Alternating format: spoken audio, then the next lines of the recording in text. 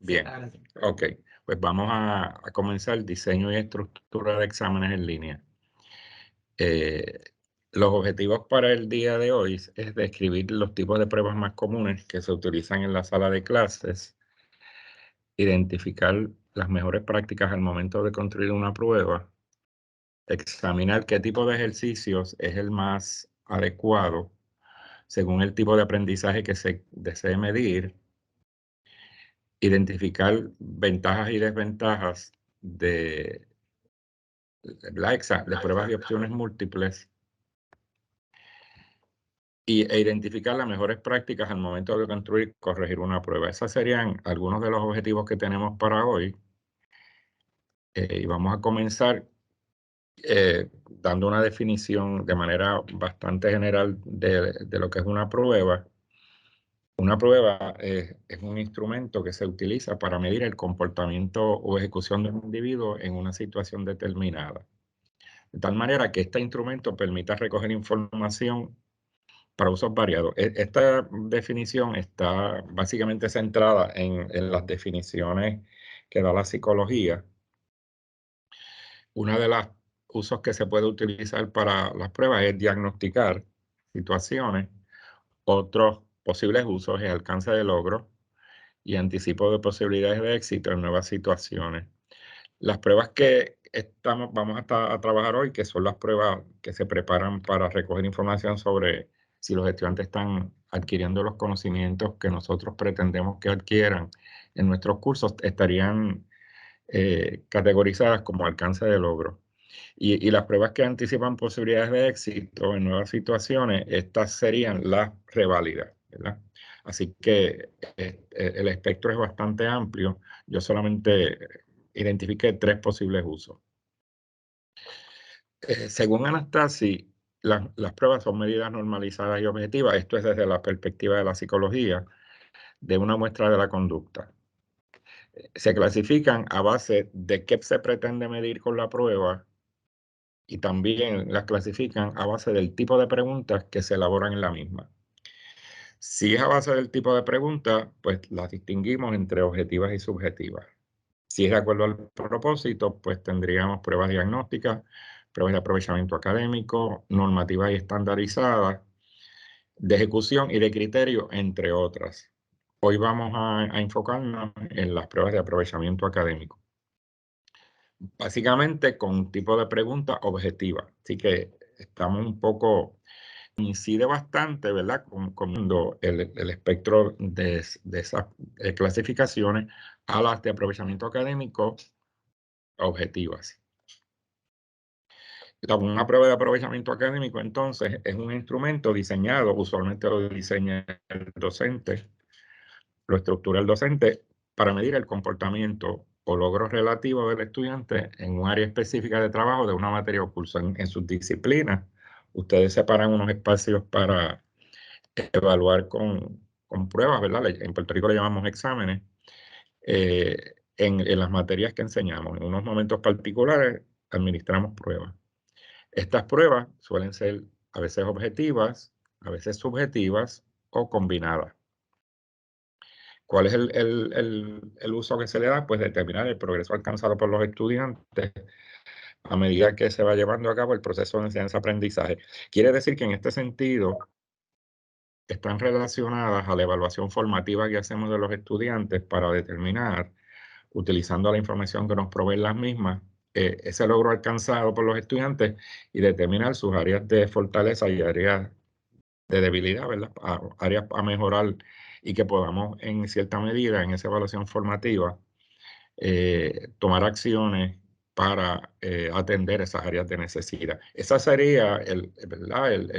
Podríamos decir que el objetivo principal de la evaluación formativa, y el docente debe estar pues, pendiente de analizar esa prueba de una manera adecuada para poder atender esas áreas de necesidad. Lo interesante es que el programado Moodle, ¿verdad? Moodle, esa herramienta, cuando nosotros hacemos pruebas objetivas, nos dan unas estadísticas muy útiles para hacer ese análisis y en términos de ese análisis se va a estar ofreciendo un taller por este servidor más adelante sobre estadísticas en Moodle. Así que aquellos que estén interesados en darle seguimiento a este taller de hoy, pues se pueden matricular en ese taller sobre estadísticas en Moodle. Esa prueba, usualmente, ¿verdad? La redactamos como utilizamos una muestra representativa de esos conocimientos que se espera que el estudiante adquiera en ese proceso de enseñanza. No lo podemos preguntar todo, tendiendo a seleccionamos aquellos conceptos, aquellas ideas, aquellos procesos que entendemos que son los más pertinentes en la disciplina. Y eso es lo que preguntamos, ¿verdad? Una muestra representativa de ese contenido, a la luz de las metodologías que nosotros hemos utilizado y el contenido que hemos enseñado. Esa representatividad está en esa correspondencia que hay con los objetivos establecidos ya sea en los prontuarios, en los sílabos, y que estén bien correlacionados, y que también estén relacionados a los aprendizajes que se esperan que los estudiantes hayan adquirido. Esta representatividad realmente apunta a un aspecto psicométrico vital de la redacción de prueba, que es el concepto de validez. El concepto de validez se refiere en este caso a que la prueba mida el rasgo que pretende medir, ¿verdad? Que en cierta medida esté alineado ese contenido a los ejercicios que se construyeron en la misma. Otro aspecto es el aspecto de confiabilidad, que es un cálculo que se hace sobre la consistencia en las puntuaciones, y eso pues lo hace Moodle, pero la validez de contenido la tiene que proveer el profesor, tiene que proveer la misma a la luz de un análisis que hace del contenido enseñado y el tipo de pregunta que se refleja en la prueba. Algunos principios generales en la construcción de una prueba de aprovechamiento es que se incluyan ejercicios, ítems, que es otra palabra que se usa en el campo de la psicometría, apropiados para medir logros o resultados. O sea, ese ítem yo tengo que evidenciar que realmente mide ese resultado esperado del aprendizaje. Debe abarcar ítems que representen todos los niveles de aprendizaje. Esto es, si usted, por ejemplo, se ampara en la taxonomía de Bloom, que tiene 6 niveles cognitivos, ¿verdad? El nivel de procesamiento de información, desde memoria, comprensión, aplicación de la información, análisis, síntesis y evaluación, pues debería esa prueba tener un espectro bastante amplio en términos de esos niveles de aprendizaje. Y lógicamente esto está atado a las metodologías usadas en la sala de clase. ¿De qué manera usted llevó ese contenido a los estudiantes? Fue por memoria, lo llevó a aplicar, lo llevó a analizar, y entonces tiene que hacer ese pareo en esa prueba. Esa muestra representativa de ítems deben ser relevantes al contenido enseñado y pertinentes a la instrucción, a la manera en que se enseñó. Así que esa correspondencia entre la instrucción y el contenido de la prueba es lo que se conoce como validez de contenido, ¿verdad? Y se puede evidenciar en una planilla de especificaciones. Es una planilla de especificaciones. Una planilla es un plan estructurado en forma de una tabla, una matriz, ¿verdad? Que se hace para organizar el contenido que se va a incluir en la prueba. Eso sería, podríamos decir, el ideal de que un docente prepare para cada prueba que va a hacer una planilla, porque ahí enlaza de esta manera la enseñanza con la evaluación. Y usualmente la hacemos antes de construir la prueba, ya que debe servir como guía para la misma y proveer evidencia de validez de contenido. Si usted lo hace y, por ejemplo, hay alguna reclamación de algún estudiante sobre la puntuación o sobre el contenido que se presentó allí, usted tiene una evidencia para poder, ¿verdad? Digamos, defenderse ante alguna acción que toma el estudiante, ya sea con su director de departamento, con su decano, decana o con la Procuraduría del Estudiante. porque uno no sabe cuándo uno tiene que presentar evidencias, ¿verdad? En algún foro más allá de la sala de clase. Así que mi recomendación sería que usted prepare una planilla para que tengan una idea de una planilla. Ya mismo le voy a presentar una que yo hago para mi examen final. Digamos que se tienen que especificar los temas o los objetivos. O sea, usted tiene que en la planilla tener atado el, el ítem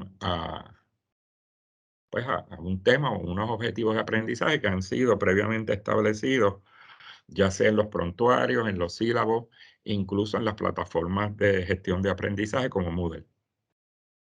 Debe, en cierta medida, poder determinar qué nivel de pensamiento de la enseñanza usted abordó en ese tema. También puede incluir la cantidad de ítems, el valor y el tipo de ítem. Si es, digamos, opciones múltiples, si es pregunta abierta, si es un cierto falso, si es un pareo, cualquiera que sea la estructura que tenga ese examen. Voy a enseñarles aquí, en este caso, un ejemplo de una planilla que yo hago para que vean más o menos, ¿verdad? La estructura. Digamos que este es un examen final de evaluación del aprendizaje y esto básicamente está centrado el, en el curso de evaluación donde yo digo cuál es el tema que se va a cubrir para cada ejercicio, ¿verdad? Ahí esto tiene creo que 30 y pico de ejercicios, son 39 ejercicios y entonces yo lo que hago es que establezco los temas. Y aquí le escribo al estudiante porque esta planilla yo la comparto con ellos, ¿verdad?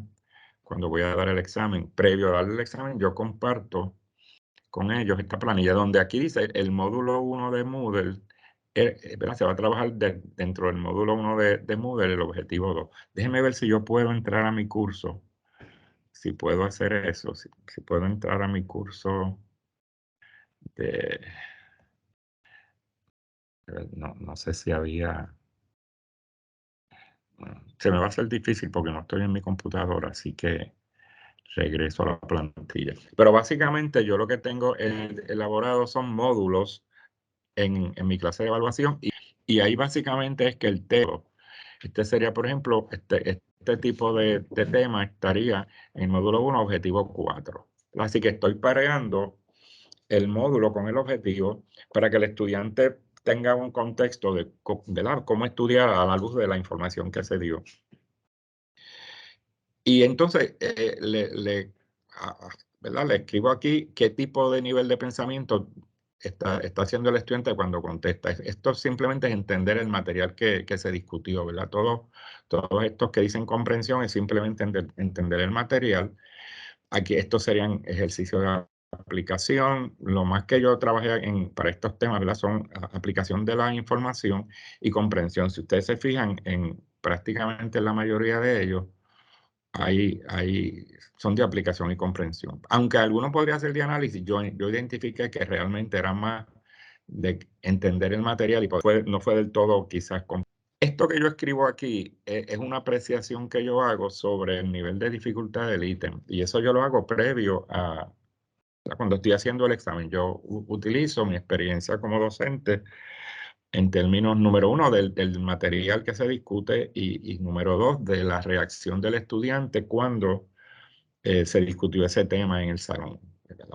Por ejemplo, todos estos de técnicas de assessment del módulo 1, objetivo 2, yo entendería que cuando el estudiante los conteste, iban a ser ítems muy fáciles. Y muy fáciles utilizando una tabla que hay y que Moodle tiene, que yo se las voy a presentar más adelante. Un ítem muy fácil es un ítem que el problema con el ítem puede ser un problema. 5% más de los estudiantes puede sacar bien, la puede obtener bien. Ya es fácil, pues el por ciento baja un poquito, pero todavía el ítem, podríamos decir que más del 80% de los estudiantes lo pueden sacar bien. Un ítem de mediana dificultad implica que cerca de un 60% de los estudiantes lo obtendrían bien y el otro 40% pues podrían no tenerlo bien, ¿verdad? Así que yo lo que hago es que hago este pareo inicial porque una prueba, de acuerdo a la teoría psicométrica, bien balanceada, debería tener un nivel de dificultad de mediana dificultad tendiendo a fácil. Esa debería ser el parámetro del cual uno parte. Mediana dificultad tendiendo a fácil. Que cerca de un 70% de los estudiantes puedan contestar ese examen, ¿verdad? De manera adecuada. Y fíjense que 70% usualmente lo asociamos con una nota de C.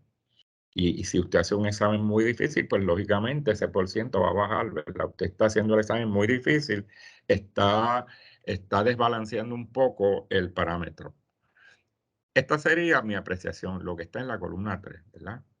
¿Qué pasa? Que yo doy el examen. Entonces, Moodle me da una información. Moodle me dice cuál es el nivel de dificultad y lo calcula para cada ítem. Eso lo vamos a ver en el taller de estadística. Pues yo ahora lo que hice aquí que fue que yo comparé mi apreciación con el resultado que me dio Moodle, ¿verdad? En el análisis estadístico que hizo de los ítems. Que esto se llama, Moodle le llama el índice de facilidad, pero en psicometría se llama el índice de dificultad. Se interpreta, ¿verdad?, de manera diferente, pero es lo mismo. Para los efectos es lo mismo. Pues el nivel de dificultad, en este caso, si ustedes se fijan, el segundo ítem yo pensé que era muy fácil y resultó ser fácil, no muy fácil. Pero básicamente coincide bastante, ¿verdad?, con mi apreciación. En el caso del ítem 8, pues dice que es mediana dificultad. Pues nada, no me preocupo porque realmente el examen se quedó en mediana dificultad. O sea, no tendiendo a fácil, o sea, no lo hice difícil, ¿verdad? Porque después de fácil el próximo nivel es mediana dificultad. Así que se quedó en niveles adecuados. No fue un ítem que yo dijera que fuera fácil y llegó a difícil. Por ejemplo, que está aquí, estos dos que están aquí que dicen mediana dificultad, el 19 y 20, pues realmente esos ítems, el problema de ellos es que pasaron a ser difíciles, ¿verdad? Pero de mediana dificultad se pasa a difícil, así que no hay mucha discrepancia en términos de esos ítems. Y ahí básicamente es que el tema discutido no fue del todo quizás comprendido o que hubo algún problema con el ítem, puede ser un problema con el ítem, ¿verdad? Etcétera. Pero resultaron ser difíciles para los estudiantes esos dos ejercicios. Y así básicamente, ¿verdad? Establezco mi plantilla de investigación, mi planilla, de especificaciones, y entonces determino cuán adecuado fue el examen, qué ajustes habría que hacer, etcétera. Pero en el análisis general del ejercicio me da información de que el examen estaba bastante bien balanceado. O sea que no le vi mayores dificultades. Claro, cuando hay un ítem así difícil, pues yo simplemente voy al ítem, reviso, ¿verdad? Veo cuáles fueron las opciones que fueron más atractivas para el estudiante y que no eran la opción correcta. Y sobre esa información yo trabajo para aclarar dudas. O sea que una vez yo veo los resultados, pues puedo hacer inferencias adecuadas sobre mi proceso de enseñar, sobre la manera en que yo redacto los ejercicios, etcétera. De manera que si tengo que hacer algún cambio, pues lo puedo hacer. Y eso me ayuda mucho, ¿verdad?, a poder ser más efectivo en el método de evaluación. Además, como yo doy un curso de evaluación, pues comparto con los estudiantes también que van a ser candidatos a maestros esta información para que ellos lo utilicen en su práctica docente. ¿Alguna pregunta hasta aquí? No sé si alguien quiera hacer algún comentario o preguntas o en el chat hay alguna pregunta. No hay preguntas. Bueno, saben que estoy disponible, ¿verdad?, a preguntas, ya sea a través de los micrófonos o en el chat. Pues algunas consideraciones generales al planificar una prueba. Identificar los temas que se incluirán. Eso debe estar claramente establecido, ¿verdad?, en algún documento. Recuerden que esto es evidencia para ustedes. Evidencia, uno nunca sabe cuándo tiene que, en alguna medida, presentar evidencias del trabajo ante distintos foros, ¿no? Y yo siempre, desde que empecé a enseñar, siempre me he cuidado de documentar mi práctica docente porque, pues como les digo, uno nunca sabe cuándo va a necesitar esa información. Seleccionar los objetivos más importantes que fueron trabajados en clase. Así que aquellos que fueron pensables, aquellos que usted considera que son, ¿verdad? Las áreas más importantes a discutir. El tiempo que usted le dedicó a la instrucción, eso tiene que verse en ese examen. Aquello que usted se tardó más tiempo, pues va a haber preguntas quizás con más profundidad y con más detalle. Aquello que trabajamos de manera superficial, ¿verdad? Pues también se va a trabajar de manera un poco superficial en el examen. Va a haber menos ejercicios dedicados a eso. Identificar el tipo de ejercicio más apropiado y su cantidad. Eso es importante. Cuando se hace, por ejemplo, un pareo, lo sugerido es que no sean más de 15 opciones, ¿verdad? Más de 15 premisas en un pareo. Pareo no debe ser más de 15 ni menos de 8, o sea, entre 8 y 15, porque más de 15 un poco desvía. ¿Alguna pregunta? ¿Una pregunta? Ok, porque más de 15 lo hace muy complejo. Más allá si tiene ¿verdad? Más respuestas que preguntas. ¿Ok? Si usted tiene, por ejemplo, un ejercicio de 25 en pareo y tiene 30, digamos, posibles respuestas, ¿verdad? Pues está desbalanceado ese pareo y entonces se le hace muy difícil al estudiante trabajarlo. Así que el tipo de ítem y la cantidad es bien importante y el tiempo disponible para responder. Se espera que en promedio un estudiante en un examen de opciones múltiples se tarde en promedio 45 segundos en contestarlo. ¿Ah? Pero recuerde que si usted tiene muchos ejercicios, pues tiene que tener un tiempo estimado para que el estudiante lo pueda contestar en términos de promedio. Pero también debe considerar que si usted tiene algún acomodo razonable de un estudiante que necesita tiempo y medio, pues usted lo tiene que considerar también, ¿verdad? Porque está cumpliendo ahí con un acomodo que está evidenciado, por ejemplo, por la institución y que usted es responsable de adjudicar al estudiante ese tiempo adicional para usted cumplir con la ley federalada, ¿verdad? Si no estaría en incumplimiento con una ley federal y puede ser sancionado por la institución, ¿ok? O por algún organismo externo a la institución, como por ejemplo un tribunal, ¿verdad?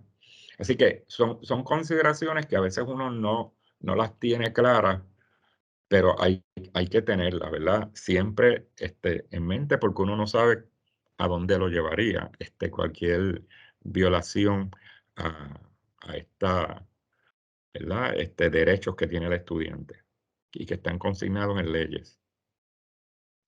Este sería básicamente el ejemplo que les traje de la planilla, ¿verdad? En este caso, estas hubiesen sido ¿verdad? En términos generales, la forma en que se hace. Por ejemplo, esto sería en tipos de evaluación, habría 3 ítems, por ejemplo, y el valor, ¿verdad? Que sería 6, 2 puntos cada uno, etcétera. Esto es un resumen de una planilla. Fíjense que aquí todos los ítems son de la misma naturaleza, opciones múltiples, pero usted podría tener aquí preguntas abiertas o, ¿verdad? No sé, pareo, cualquiera que sea la modalidad que usted esté utilizando. Pero en esa planilla se debe ver reflejado eso.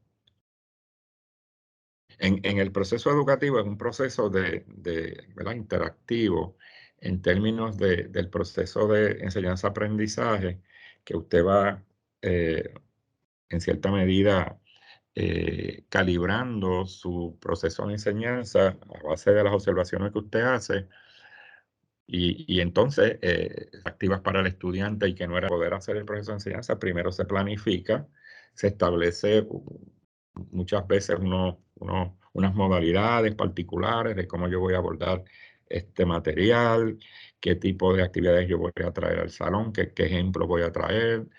Y esa planificación, ¿verdad? Se da de manera dinámica en el proceso de enseñanza y aprendizaje. Y lógicamente hay un espacio para evaluar esa evaluación me sirve para calibrar esa planificación y para calibrar ese proceso de enseñanza, ¿verdad? Sí que es un proceso dinámico y que se da interactivamente y usted pues va recibiendo información a base de la evaluación. Así que la evaluación es vital para poder hacer esos ajustes en la planificación y en las metodologías de enseñanza. No está desconectado de esos dos procesos, sino que es parte integral de esos dos procesos. El proceso de evaluación es uno de los procesos más importantes ¿verdad? Para un docente porque es el que le da información sobre los niveles de aprendizaje de cada estudiante. ¿Y qué yo puedo hacer para atender esas áreas de necesidad de surgir alguna? ¿Ok? Esto sería básicamente un modelo, ¿verdad? Que yo entiendo que esta presentación se la pueden enviar a ustedes. Y este modelo es muy útil. Este modelo lo usamos mucho en el centro, en la Oficina de Evaluación del Aprendizaje Estudiantil, que yo dirigí durante varios años, que básicamente lo que trabaja es de acuerdo a la taxonomía de Bloom y los niveles cognitivos que propone esa taxonomía, ¿verdad? Una taxonomía jerárquica que va desde conocimiento o memoria, después a comprender, después a aplicar el conocimiento, después análisis, síntesis y evaluación.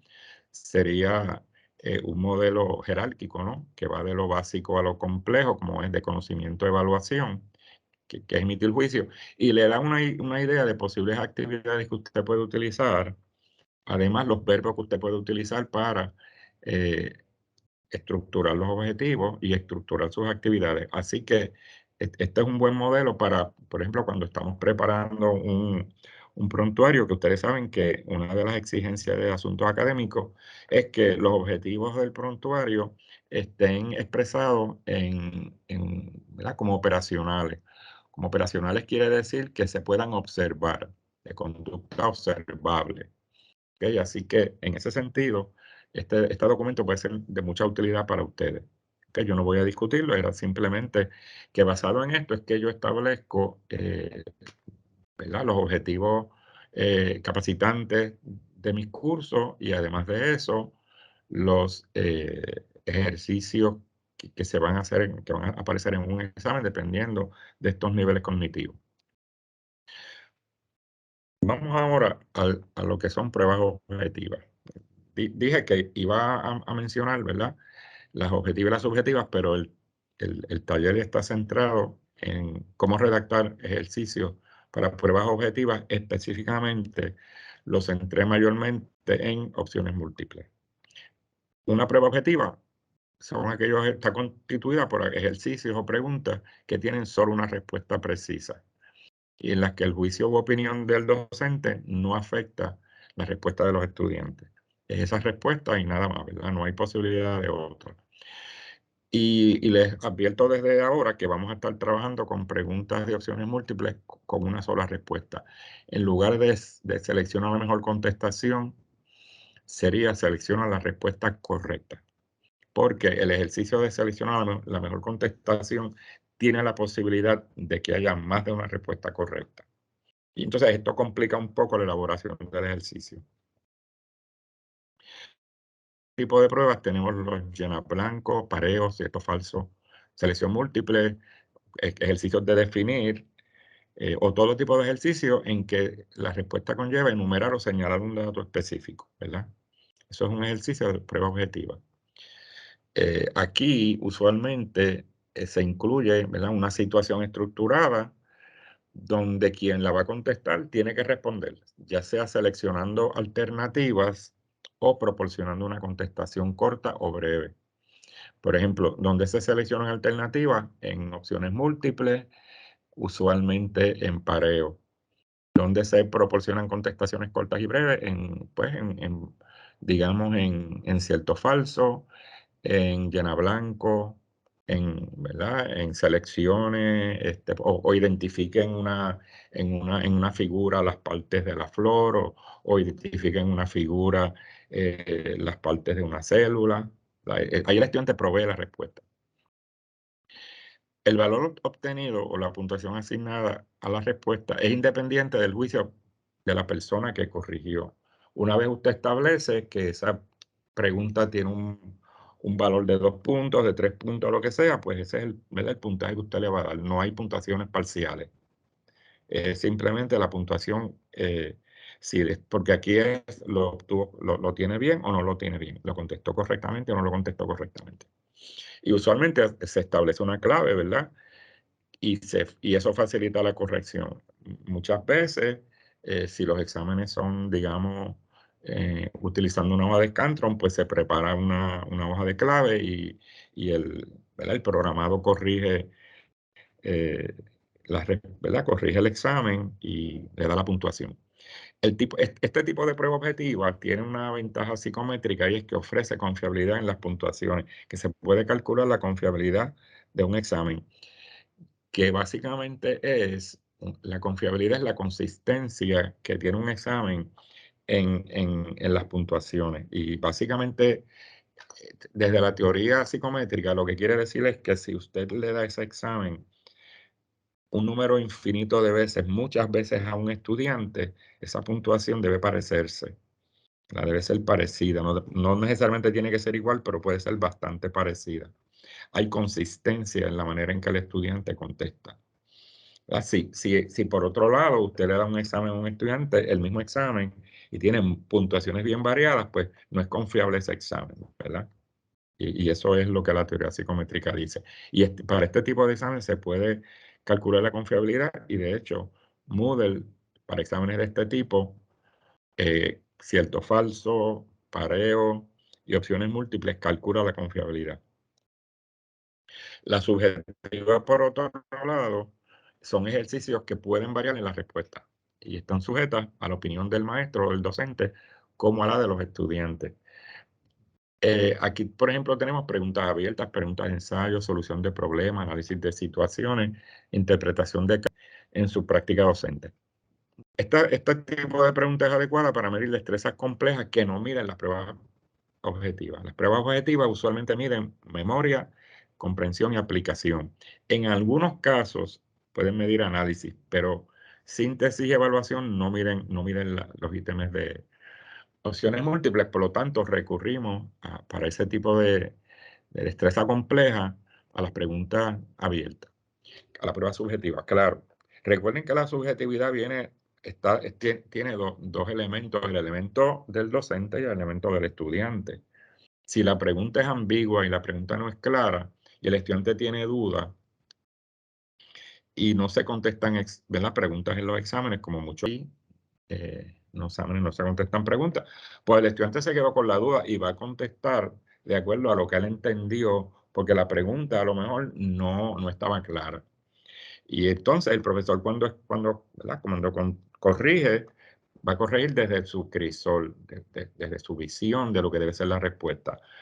Y entonces hay una doble subjetividad, la subjetividad que plantea el estudiante cuando está contestando y la subjetividad que tiene el profesor cuando corrige, o el docente. Así que por eso, ¿verdad?, que uno tiene que esencialmente muchas veces hacer una rúbrica para uno, qué es lo que uno va a atender en esa pregunta, en ese ensayo, hacer algún comentario o preguntas, y si posible, mi recomendación es que se comparta la rúbrica con el estudiante para que el estudiante sepa cuáles son los criterios ¿verdad?, en que el profesor se ha basado para corregir.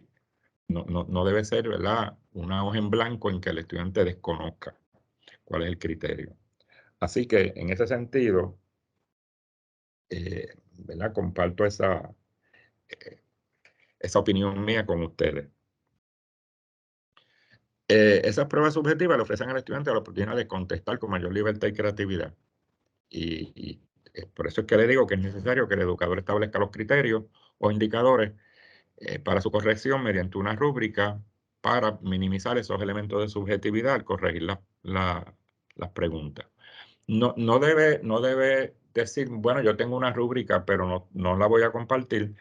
Y entonces el estudiante no sabe cuáles son los indicadores, al menos indíquele, ¿verdad?, qué es lo que usted espera o sea, por lo menos una descripción de que usted va a considerar al adjudicar puntuación para que el estudiante sepa. El estudiante tiene todo el derecho de saberlo. Y esto se puede trabajar. La semana pasada se ofreció un taller, un conversatorio sobre ética en la evaluación. Y uno de los aspectos éticos en la evaluación que yo discutí en la semana pasada aquí en el SEA, y esa webinar está disponible en el canal del SEA. Se llama Conversatorio sobre aspectos éticos. Hay uno de los aspectos éticos importantísimos que es el de autonomía. Y en el principio ético de autonomía dice que el profesor tiene o sea, el estudiante tiene que conocer cómo va a ser evaluado, examen por examen. O sea, usted le tiene que decir al estudiante qué va a hacer, qué material va a estar consignado en ese examen. Eso se llama el principio de autonomía. Es un principio ético esencial, que está en toda la literatura sobre ética en la evaluación y pueden accesar al mismo para que ustedes ¿verdad? No pueden decir, yo no desconocía esto. Esto es un resumen, ¿no? De los tipos de ejercicios, los objetivos, los subjetivos, y ya lo habíamos discutido. Ahora, ¿qué tipo de ejercicio debe usar uno cuando uno está haciendo un examen? Bueno, pues eso depende del tipo de aprendizaje que se interese medir, de la metodología de enseñanza que usted utilizó y del contenido curricular. ¿Por qué? Porque hay algunos contenidos curriculares que son memoria. Por ejemplo, si yo quiero saber si mis estudiantes reconocen los símbolos químicos en una tabla periódica, pues la única manera de uno saberse los símbolos es de memoria, ¿verdad? Sea oro, AU, plata, AG, ¿verdad? Oxígeno O. No hay manera, ¿verdad? Porque algunos, por ejemplo, hidrógeno es H, oxígeno es O, nitrógeno es N. Pero, por ejemplo, plata, ¿verdad? No es PT, es AG, ¿ok? Oro es AU, ¿verdad? Y la única manera de mercurio es HG. Así que hay un contenido curricular que es de memoria y que pues, para un químico, posiblemente para un biólogo, para un físico quizás, ¿verdad? Es importante que reconozca algunos símbolos químicos para poder después trabajar algunas reacciones químicas o entender algunos enlaces en química orgánica, ¿verdad? Hay unos materiales que son de memoria, pues entonces el examen es de memoria, ¿verdad? Si usted enseñó memoria, pero hay que trascender la memoria, ¿verdad? Llevarla a la aplicación, llevarla al análisis, un poco más allá. Así que eso dependerá de lo que usted quiera medir, de la metodología y del contenido curricular. En la prueba deben estar considerados los contenidos que se quieren medir y estos deben ser explícitos y conocidos a priori por los estudiantes. Eso es importante porque eso atiende el principio ético de autonomía. Nunca den un examen que los estudiantes no sepan. Y aquí hay profesores que me preguntan a mí, y de hecho me preguntaron en el webinar pasado, si dar un quiz sin avisar está violentando el principio ético de autonomía. Si usted al comienzo del semestre le comunica a los estudiantes que en su curso usted va a dar quizzes sin avisar, pues usted está entendiendo el principio de autonomía porque se lo avisó, ¿verdad? Al estudiante. Lo que usted no puede hacer es llegar un día a la clase y dar un examen sin que el estudiante ya conozca que se va a dar un examen, ¿verdad? Eso ténganlo claro, porque está violentando los temas que se incluirán, es fundamental. Las preguntas que usted selecciona deben referirse a los aspectos más importantes de ese contenido curricular y el número de ejercicios o ítems para cada aspecto debe ser proporcional a la importancia de los contenidos a ser evaluados. ¿Alguna pregunta hasta aquí? Me pueden detener en cualquier momento, ¿ok? Porque es mejor aclarar alguna duda o ¿verdad? algún comentario que usted quiera traer también para aportar a la discusión. Son bienvenidos. Ok. Profesor, Ajá. significa que en el prontuario ya yo tengo que especificar también, no solamente decirlo, sino para tener una prueba de que en el prontuario de que pueden venir los quizzes, sorpresa. Sí, En se el- lo debe decir porque eso atiende a ese principio de autonomía, pero ¿verdad? De, en el que el prontuario, estudiante esté. No le va a decir el día, miren, aquí en esta clase yo voy a dar pruebas sin avisar o pruebas cortas sin avisar, porque yo quiero ver si ustedes están estudiando. Un poco está estimulando que el estudiante esté preparado, ¿verdad?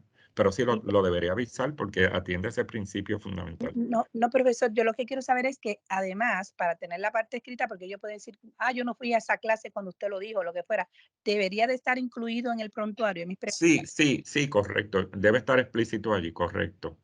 Sí, ahí, así no hay duda, ¿verdad? Porque usted tiene la evidencia. Ahí está la evidencia de un estudiante que diga, Oh, ella dio un examen y no lo había anunciado, ¿verdad? Pues ahí está la evidencia. Sí, debe estar gracias. explícito, claro, como una nota, ¿verdad? En algún lado. Eh, Así que se debe conocer previo a la elaboración de la prueba cuáles son los objetivos alcanzados o las capacidades que se van a trabajar. Las preguntas deben ser presentadas de modo tal que impliquen una dificultad creciente. Usualmente usted coloca al inicio, por eso es que yo hice esa planilla donde yo tenía los muy fáciles al inicio, ¿ve? Y voy incrementando en dificultad. Entonces voy bajando al final. Así que esa es la manera en que se supone que se estructura una prueba, ¿verdad? Usted va a ir incrementando en dificultad y termina con los ítems, podríamos decir, fáciles, ¿verdad? Y de mediana dificultad. El problema que ocurre ahora es que cuando usted estructura un examen en Moodle y usted le da, ¿verdad? Puede darle el comando de que lo seleccione aleatoriamente. Aquí entonces un poco se trastoca ese principio, ¿verdad? Esa norma, porque puede salir de pronto, la pregunta más difícil puede ser la primera, ¿verdad?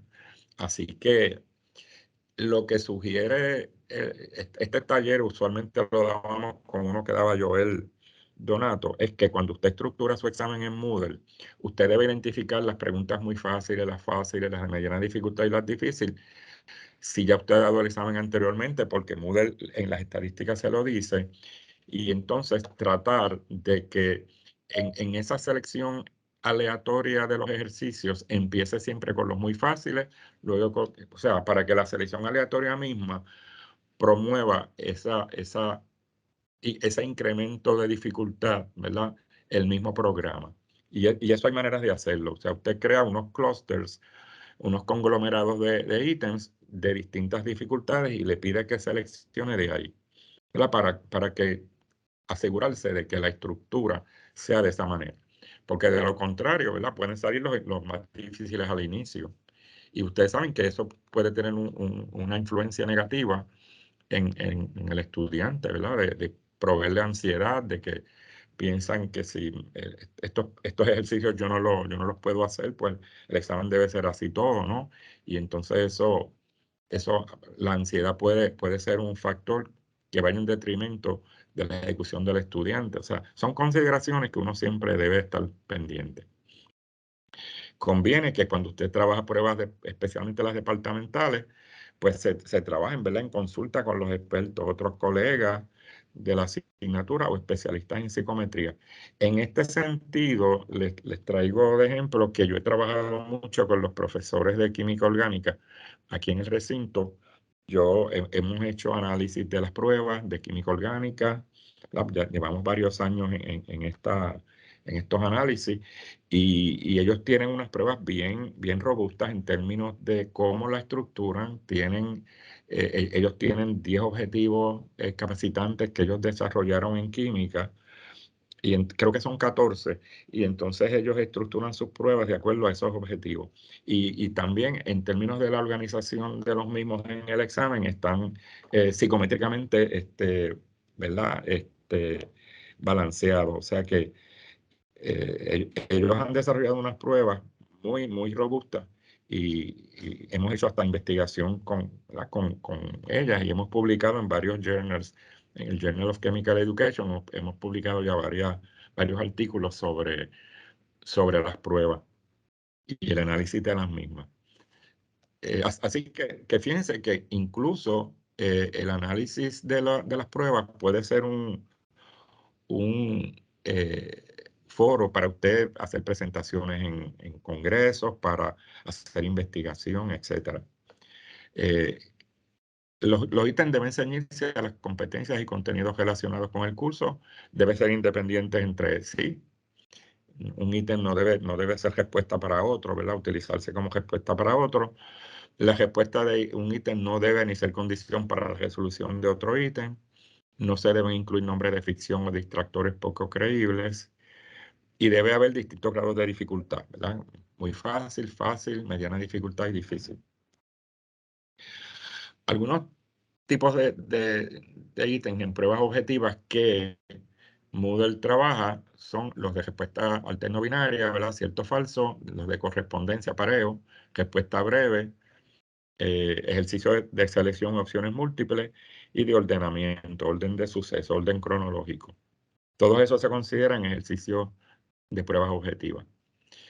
Algunos ejercicios que se pueden redactar en Moodle, yo no voy a trabajar mucho en esto, ¿verdad?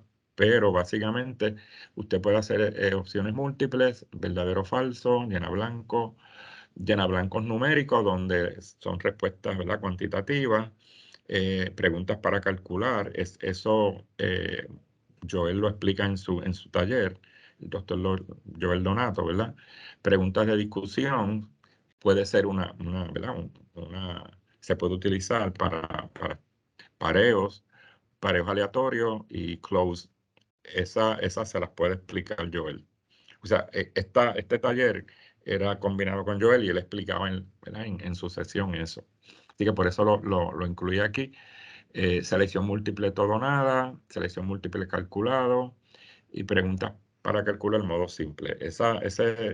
Yo, ¿verdad? No trabajo muchas de estas, pero él conoce mucho sobre esto. Si usted, él da un taller, asista al mismo y se va, ¿verdad?, a familiarizar con este tipo de ejercicio. Ok, yo no voy a trabajar en esto hoy. Vamos entonces a hablar un poco de opciones múltiples. La definición que da Jalerina es que es aquel en el cual el examinando selecciona la respuesta correcta. Piense que de entrada le dije que era la respuesta correcta, no la mejor contestación, dentro de un conjunto de opciones que se proveen. Ese tipo de ejercicio tiene dos componentes. Un enunciado premisa, que es ese estímulo ¿verdad?, con el que se inicia el ejercicio, y usualmente se utiliza una pregunta o un enunciado incompleto. Y entonces tiene las opciones, que son las alternativas, de las cuales una es la respuesta correcta y las otras serían incorrectas. Y eso se le llaman distractores. Son incorrectas, pero deben apelar, ¿verdad?, al contenido enseñado. Deben ser plausibles. Tienen sus ventajas y es que se pueden calificarse con rapidez y objetividad de manera mecánica o manual, reducen la probabilidad de adivinar si está bien construido, facilita la recolección de información para hacer análisis de ítems y determinar características psicométricas. Y ustedes, cuando yo ofrezca el taller de estadísticas en Moodle, van a ver toda la información estadística que da Moodle y que muchas veces muchos docentes pasan por alto, ¿verdad? No la utilizan. Y está ahí en la plataforma. Cada vez que usted dé un examen objetivo, va a aparecer las estadísticas ahí y esas estadísticas dicen no solamente sobre la prueba en general, sino sobre cada ejercicio. Le están dando una información vital. Desventaja es que es difícil hacer buenos ítems y, ¿verdad?, se requiere tiempo. Uno piensa que es fácil, pero no es fácil.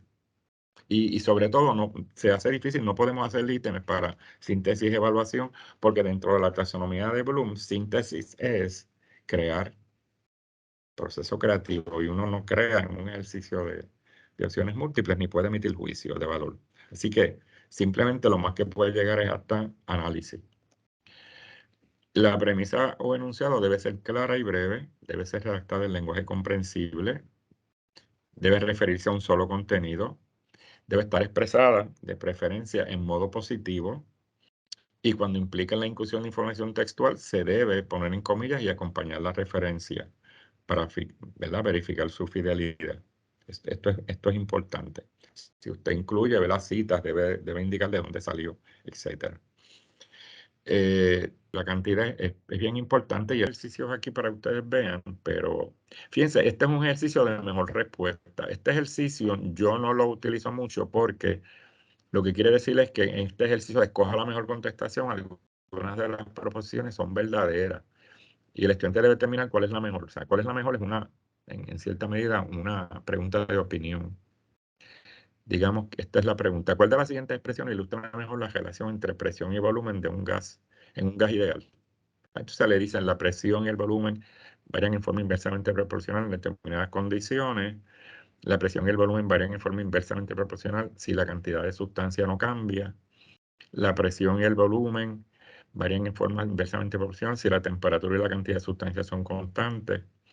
La presión y el volumen varían en forma inversamente proporcional si la temperatura es constante. Fíjense que hay una repetición, ¿verdad? La presión y el volumen en todas varían en forma inversamente proporcional, ¿verdad? En todas. Por lo tanto, el estudiante se va a complicar bastante, ¿verdad? Cuando escoja, porque no hay un ítem que sea distinto. Y entonces, pues eso produce, yo no lo voy a discutir, ¿verdad? Produce un poco de complejidad en el estudiante, ¿ok? Vamos, vamos o sea, ese tipo de ejercicio no es adecuado. Estos otros que se usan mucho también a veces en naturales, por ejemplo, le dan dos estructuras químicas, ahí tenemos acetona y acetamida, y entonces le dicen, utiliza la imagen anterior para contestar el siguiente ejercicio. Miren qué complicado este ejercicio. Podría ser complicado, ¿verdad? Porque tú vas a utilizar una figura, entonces vas a utilizar una información que te dan arriba. Primero, la figura tiene que estar bien clara, ¿verdad? Una molécula de acetona puede formar enlaces de hidrógeno con, entonces la número 1 romano dice moléculas de agua, el número 2 dice moléculas de acetamida y el número 3 dice otras moléculas de acetona. Entonces le dice, una molécula de acetona puede formar enlaces de hidrógeno con, uno tiene que contar si es uno solamente, si es dos solamente, si es tres solamente, si es uno y dos o si es uno, dos y tres. Miren qué complicado resulta el ejercicio porque el estudiante tiene que ser básicamente un experto, ¿verdad? En reacciones químicas para poder y en estructuras orgánicas para poder contestar esa. Claro, puede ser que el ítem no sea difícil, pero para un estudiante promedio esto le produce mucha dificultad porque tiene que hacer muchas combinaciones, ¿verdad? De esos tres elementos que le dicen ahí en los números romanos y puede complicar el ejercicio. Así que, el ejercicio puede tomar tiempo, ¿verdad? Por la naturaleza. Este otro es típico a veces ¿verdad? De los exámenes de química donde te dan una estructura, en este caso la vitamina D2, y te la dividen en secciones, ¿verdad? La sección 1, la sección 2 y la sección 3. Entonces te empieza a preguntar de esas secciones, ¿verdad? Las secciones 1, 2 y 3 son todas hidrofílicas, las regiones 1 y 2, pero o sea, fíjense que convoluted, podríamos decir en inglés, qué complicado es este ejercicio, porque, porque usted tiene que ver distintas posibilidades ahí, ¿verdad? Y ser casi un experto en química orgánica, ¿ok? No es un ejercicio que yo estimularía, ¿verdad?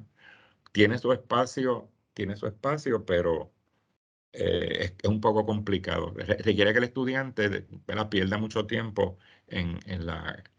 Trabajando el mismo. Vamos entonces a ver algunas reglas básicas para la redacción de ejercicios de selección múltiple. Lo primero es que cada ítem de selección múltiple debe consistir de una sola idea o un solo tema. Y para que entiendan mejor estas reglas, yo un poco sobresimplifiqué los ejercicios, ¿verdad? Los sobresimplifiqué para que ustedes entiendan el referente, ¿ok? Miren esta. ¿En qué año ocurrió el Grito de Lares? ¿Y cuál fue una de las causas que contribuyeron al fracaso de este movimiento libertador en Puerto Rico? ¿Verdad? De entrada, la premisa tiene dos ideas. El año en que ocurre y la causa. Quiere decir que si usted conoce el año, pues con eso contesta el ítem. Y no necesariamente el maestro sabe, el docente sabe si sabe la causa, ¿verdad? Si yo sé que fue en 1868, pues contesto B y yo no necesariamente sé la causa, pero lo tengo bien. Así que lo que uno debe hacer es que este ítem se puede constituir en dos ejercicios. Un ejercicio para la fecha, el año, y otro para la causa, ¿verdad? Y así usted distingue si el estudiante conoce ambos aspectos de la pregunta. Como está ahí de esa manera redactado, pues el estudiante puede simplemente, ¿verdad? Por saberse el año, va a contestar bien. Pero no tenemos entonces la información de la causa, si él lo sabía o no. Así que por eso es que debe ser una sola idea, ¿verdad? O un solo tema. Y por eso le digo que en cierta medida sobresimplifiqué los ejercicios para que entiendan las reglas. Dice, bueno, este ítem lo que pasa es que está atado al ítem anterior. La premisa de una pregunta no debe depender de la premisa de otra pregunta. Si usted lo hace como segunda opción, ¿verdad? Que es el que le sigue a la pregunta número 1, pues dice, los responsables de esta acción fueron los. Bueno, pero el estudiante tiene que hacer aquí la conexión de que ese ítem se relaciona al anterior, ¿verdad? Porque usted no lo contextualizó. ¿De qué acción? El estudiante puede decir, bueno, pero ¿de qué acción? El estudiante está tenso, está ansioso, ¿verdad? Y de pronto ve este ítem y dice, pero ¿de qué hablan? ¿De qué acción, verdad? Y es el grito velar, o sea, pues vuelve y contextualice, ¿verdad? Para que el estudiante sepa por qué ese ítem está desconectado o sea, no tiene un contexto, ¿ok? Y eso ocurre mucho en exámenes. Redactar la premisa en forma positiva, de ser posible. Si se redacta en forma negativa, hay que resaltar ¿verdad? Esa partícula negativa. Por ejemplo, ¿cuál de las siguientes aseveraciones no corresponde a la escala de razón? Cuando estamos hablando, ¿verdad?, de las escalas de medición. Pues si es lo que no es razón, pues usted tiene que destacar ese no. Para que, por ejemplo, el estudiante sepa que la A, la B y la D son escalas de razón, porque hay un cero absoluto. La escala C, el C, es una escala intervalar, porque ese 70 no está en una escala absoluta. ¿Ok? Así que sería la C. Por eso es que hay que destacar ese no. Si la premisa es una pregunta o un enunciado completo, las alternativas comienzan en mayúsculas. Si esa premisa procede a ser, ¿verdad? Las opciones van a ser una continuación de la premisa, van en minúsculas. Como por ejemplo, que dice la inteligencia es un atributo que se mide con mayor validez mediante pruebas estandarizadas. O sea, que es como si fuera la oración, ¿verdad? Y termina con un punto, porque eso es una oración. Así que debe terminar con un punto cada una de esas opciones y todas empiezan en minúsculas. Si hubiese sido una pregunta, pues entonces, ¿verdad? Empiezan en mayúsculas. La premisa no debe poseer información irrelevante o adicional, sino contener la información que sea necesaria. Si usted ve esa premisa, ¿verdad? Tiene información irrelevante. Miren lo que dice la premisa. La conquista de México para la corona española motivó a muchos españoles a marchar a la búsqueda de oro, lo cual afectó al desarrollo de otras colonias. El conquistador de México, quien zarpó desde Cuba, fue. Fíjense la irrelevancia de información que hay ahí. El estudiante pierde tiempo leyendo y él lo que tiene que saber es quién conquistó México, ¿verdad? Quizás la conquista de México para la corona española fue realizada lo hace más, ¿verdad? Más corto y el estudiante pierde menos tiempo en la lectura, se pierde en la lectura. La primera oración prácticamente es bien irrelevante, ¿no? ¿Ok? Debe existir congruencia gramatical entre la premisa y las alternativas. Eso es bien común también. Cuando una partícula exhibe una carga eléctrica en un compuesto, se le conoce como el hecho de que yo termine esa aseveración con un me excluye la C. Me excluye la C, ¿verdad? Porque yo no digo como un molécula. Así que uno contestaría electrón, ion, protón. ¿Ve? Cualquiera de las tres. Pero lo que uno haría ahí es que dice, cuando una partícula exhibe una carga eléctrica en un compuesto se le conoce como, y elimine el ¿verdad? No le añada un o una, ¿verdad? No le añada simplemente está de más ese ¿verdad? Lo puede dejar así y culmina, ¿verdad? La contestación. Evite el uso de palabras claves que puedan indicar la respuesta. Esto es bien común en muchos ejercicios. Cuando yo a veces evalúo pruebas, es que la respuesta está en la premisa. Durante la colonización, a los españoles se les encomendaba un territorio y bajo la supervisión de la corona establecieron, ahí la respuesta es encomiendas, ¿verdad? Pues la palabra encomendaba, está como ¿verdad? Una palabra en la premisa. Eso puede tener dos vertientes. Una vertiente es que el estudiante diga, mira, me dio la contestación en la premisa. Otra es que diga, no puede ser encomiendas porque el profesor no me va a dar la respuesta en la premisa. Y entonces lleva al estudiante al error, ¿ves? Así que tengan mucho cuidado porque uno puede decir, durante la colonización a los españoles se les asignaba un territorio, ¿verdad? Y entonces ahí ya no está la palabra clave en la premisa. Eso es bien común en las pruebas. No repitan información en las alternativas que pueda ir en la premisa. Por ejemplo, aquí la pregunta es: ¿cuál de las siguientes respuestas define lo que es la fotosíntesis? Entonces, fíjense que como es una pregunta, todas empiezan en mayúsculas, ¿verdad? Un proceso mediante el cual las plantas. Un proceso mediante el cual las plantas en cada uno de ellos. Eso aumenta el tiempo que el estudiante va, la lectura del estudiante, y el estudiante pierde tiempo. Ese ejercicio se puede mejorar si uno dice: la fotosíntesis es un proceso mediante el cual las plantas, ¿verdad? Y entonces pues lo hace mucho más fácil. Y es el mismo ejercicio, pero sin menos lectura. Eso es bien típico, esa lectura, ¿verdad? Amplia que hay en esas premisas que hacen que el estudiante pierda tiempo y confundan al estudiante. Y, ¿verdad? Llevan al estudiante a errar en la contestación. Solamente debe existir una opción correcta. Por ejemplo, ¿cuál de los siguientes representa un compuesto químico? Pues aquí tenemos dos alternativas, ¿verdad? Agua y alcohol. Y yo recuerdo que en este examen, si mal no recuerdo, la contestación que tenía la persona que hizo el examen era alcohol. Agua no lo considero como respuesta. Era la D. Así que hay un error de contenido, ¿verdad? De conceptual ahí. Algo que mucha gente, ¿verdad? No usa mucho, yo no lo recomiendo, es que en la medida que sea posible no utilicen ninguna de las anteriores o todas las anteriores. Eso la literatura dice que no debe ser, ¿verdad? Lo común. Sobre este aspecto hay varias posiciones. Gronlund señala que se evite el uso de todas las anteriores y que se utilice con cautela ninguna de las anteriores. El problema de ninguna de las anteriores que yo le veo es que si el estudiante sabe que ninguna de esas es, va a poner ninguna de las anteriores, pero probablemente no sepa cuál es. ¿Y cómo usted sabe si sabe, verdad, la respuesta o no? Preguntas.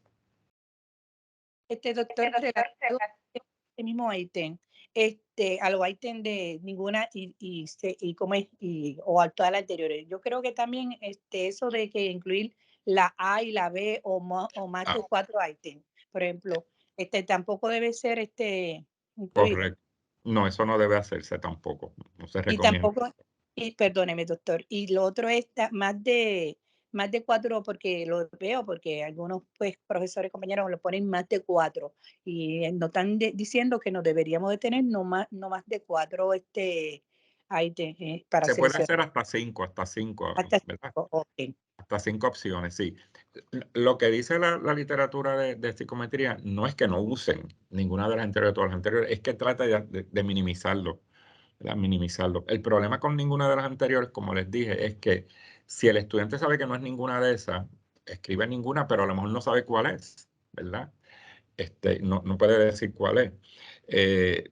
No sé, yo no lo uso mucho. Una vez vi un examen de matemática aquí en el recinto que tenía como 50 ejercicios y todos los ejercicios, todos, tenían la D y la E. La D era ninguna y la E era todas. Así que el ejercicio solamente se constituía de A, B y C, porque la D era ninguna y la otra era todas. Entonces, había algunos que sí era una, otros que era otro, pero en la mayoría no, ¿verdad? Y los estudiantes se confundieron mucho en ese examen, recuerdo, porque lo incluyeron en todas las preguntas y el examen era como de 50 ejercicios. Recuerdo que el día que yo di ese taller, el profesor que hizo el examen estaba en el webinar, ¿verdad? Y lo dijo, ¿verdad? Que él se percata o sea, del error porque abusaron, se abusó mucho de eso en el examen. ¿Ok? Si usted lo va a usar, utilícelo con cautela. Yo, por ejemplo, en mis exámenes jamás los uso. Todas las alternativas deben ser atractivas y corresponder al mismo contexto o situación. Por ejemplo, ¿quién fue el líder que logró la concesión de la Carta Autonómica para Puerto Rico a finales del siglo XIX? Fíjense que ahí la contestación B y la C no son adecuadas porque Eisenhower fue un presidente del siglo XX Y Rafael Hernández Colón fue un gobernador puertorriqueño del siglo XX, o sea, no están contextualizados en ese siglo. Así que Tenemos un comentario. cualquier violación. En ninguna de las anteriores, pero que el estudiante provea la respuesta para explicar su conocimiento. También, si alguien dijo que se podía utilizar ninguna de las anteriores y que el estudiante provea la respuesta, sí. Si provee la respuesta y usted lo está haciendo en Moodle, ahí tiene que crear, ¿verdad? Un espacio de contestación. O sea que cuando estructure el ejercicio, pues es como si estuviera, y ahí me imagino que le va a dar doble puntuación. Primero, por haber contestado el ejercicio correctamente y haber provisto la información, ¿verdad? Y ahí tiene que crear entonces un espacio para la contestación escrita. Sí, es una buena recomendación. Así que aquí vemos que hay dos ¿verdad? Nombres que no corresponden a un contexto histórico y pueden ser descartados de entrada y habría que contestar entre la I y la D. Debe mantenerse uniformidad en la extensión de las alternativas u opciones. Esto es que traten de que básicamente esas opciones o alternativas sean del mismo largo, más o menos la misma extensión, porque a veces hacemos por lo general redactamos la opción correcta más larga y más completa. Y eso le da clave al estudiante. Se escucha tan bien que esa es, ¿verdad? Y descuidamos las otras. Evite que la información de un ítem le dé la clave al estudiante para contestar otro ejercicio dentro de la prueba, consignado en leyes. Que el estudiante se percata de que un ejercicio, la premisa tiene la respuesta de otra pregunta. ¿Okay? Cuando las alternativas indiquen cantidades o fechas, deben colocarse en orden ascendente. Bueno, esto es una sugerencia, ¿verdad? De la literatura, pero también ocurre que con el uso de la plataforma Moodle, si usted aleatoriza también las respuestas y además la pregunta, y las respuestas también salen en orden aleatorio, pues esa regla no se cumple. Porque entonces puede salir la de mayor ¿verdad? Magnitud. Así que cuando uno utiliza las plataformas, algunas de estas reglas no se cumplen. Otra es que alterne la posición de la opción correcta, no cree una regla, ¿verdad? Para que los estudiantes puedan descubrir, eso es cuando es en papel. En Moodle eso se puede utilizar, ¿verdad? Como le dije, haciendo aleatoria la respuesta para el estudiante, que dos estudiantes haciendo el mismo ejercicio no tengan, ¿verdad? El mismo orden en la respuesta. Vamos a ver algunos ejercicios de memoria. Básicamente para que vean que podemos llegar hasta análisis, pero memoria, ¿ya? Esto es un ejercicio de memoria. La ética describe al ser humano principalmente en términos de su desarrollo. Cuando uno lee ese ejercicio, uno asocia inmediatamente, aunque no son sinónimos, ¿verdad? Pero están relacionados a ética con moral. Quiere decir que resalta, cuando yo leo físico moral, ya me detengo ahí y sé que es moral. No tengo que leer lo demás, ¿verdad? Así que, en cierta medida, esta pregunta es una pregunta de memoria. ¿Okay? Una pregunta de comprensión, pues es una pregunta que ya hay que por lo menos leer todo, ¿verdad? Y deducir hacer la inferencia de cuáles. Por ejemplo, según el educador brasileño Pablo Freire, la educación bancaria, y fíjense que de nuevo, como es una aseveración que ¿verdad? Continúa con pues empiezan todas en minúsculas. Según el educador brasileño Pablo Freire, la educación bancaria es un tipo de educación integrada, fomenta el aprendizaje cooperativo, contribuye al desarrollo del pensamiento crítico, contribuye a la liberación del educador, es una pedagogía de carácter autoritario. Bueno, uno tiene primero que conocer la teoría de Pablo Freire, ¿verdad? La educación bancaria es cuando el docente deposita la información en el estudiante. ¿Verdad? Yo soy el que sé y voy a depositar esa información en tu mente. Pues es una pedagogía de carácter autoritario. Fíjese que uno tiene que ir un poco más allá de la memoria para entender cuáles son los planteamientos de Freire en términos de la educación, por ejemplo, ¿verdad? Que contribuye a la liberación del educador, etcétera, versus lo que es bancario. Así que no es una pregunta que se contesta, ¿verdad? Por memoria. Hay que entender un poco Hay que comprender un poco la teoría educativa, social de Freire. Esta de aplicación. Fíjense que ya uno tiene que hacer prácticamente un esquema, tiene que ir más allá. Dice, una onda que se propaga en una cuerda causa que a la misma tarde 0.5 segundos en subir y bajar. ¿Cuántas oscilaciones realizará la cuerda en un segundo? ¿Cuántas oscilaciones realizará la cuerda en un segundo? Fíjense que le estoy preguntando aquí a un estudiante de ciencia, pero nada, es broma, ¿verdad? Él se queda como mirándome. Fíjense que usted tiene que hacer un esquema mental, que una oscilación, una onda sube y baja, ¿verdad? Causa medio segundo en subir y bajar. ¿Cuántas oscilaciones hará en un segundo? Pues el doble. 2, ¿verdad? 2. Pero uno tiene, esta pregunta no se contesta así inmediatamente, uno tiene que pensar un poco más, aplicar una fórmula, aplicar ¿verdad? Yo estuve aquí moviendo mi mano, ¿verdad? Hacia arriba y hacia abajo, y entonces ubicar, mira, tienes dos espacios, 0.5 segundos más 0.5 segundos es un segundo, pues hace 2. ¿Verdad? O sea, fíjense que no es una pregunta que, aunque es fácil, no es una pregunta de memoria, y lógicamente hay comprensión, pero hay que aplicar el conocimiento. Vamos a hacer una obra de análisis para que vean que ya, y miren la diferencia, ¿verdad? Aquí era una premisa corta, ¿verdad? Una oración corta, aquí hay otra, pero aquí hay una oración y una pregunta, ¿no? Vamos a hacer uno de análisis para que ustedes vean que hay que dar más información al estudiante para que pueda llegar al nivel de análisis, ¿no? Mírenla aquí. Cuando un ácido reacciona con zinc, se produce un gas, ¿verdad? Eso es un dato. Si deseamos determinar si el tipo de ácido utilizado afecta a la cantidad de gas que se produce en la reacción, ¿cuál de las siguientes acciones debemos llevar a cabo? Fíjense que hay dos situaciones, ¿verdad? Hay un hecho, queremos determinar ahora mediante una investigación si es el tipo de ácido quien afecta a la cantidad de gas que se produce. ¿Qué debemos hacer? Pues la primera es variar la cantidad de zinc en la reacción durante el experimento. La segunda, usar un solo tipo de ácido y variar la cantidad del ácido. La C dice, usar distintos tipos de ácidos y la misma cantidad de ácido. Y la D, variar la cantidad y el tipo de ácido en la reacción. ¿Qué ustedes creen? Alguien que me diga. El estudiante que está al lado mío aquí me dice que es la C, ¿verdad? Es la C. Porque usted, para saber, ¿verdad? Si es el tipo de ácido, tiene que utilizar distintos tipos de ácido, pero la misma cantidad, para controlar, ¿verdad? Esa variable. Porque si varía las dos en la D, pues no puede determinar si es el tipo de ácido o la cantidad, ¿verdad?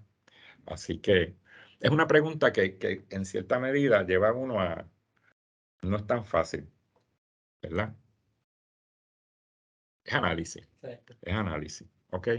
Así que eso es importante, que usted, cuando está haciendo la pregunta, usted trate de ver cuál es el proceso mental que se sigue para llegar a la contestación, ¿ok? Porque uno tiene que leerlas todas y empezar a hacer inferencias y ¿verdad? Un poco a casi hacer la investigación.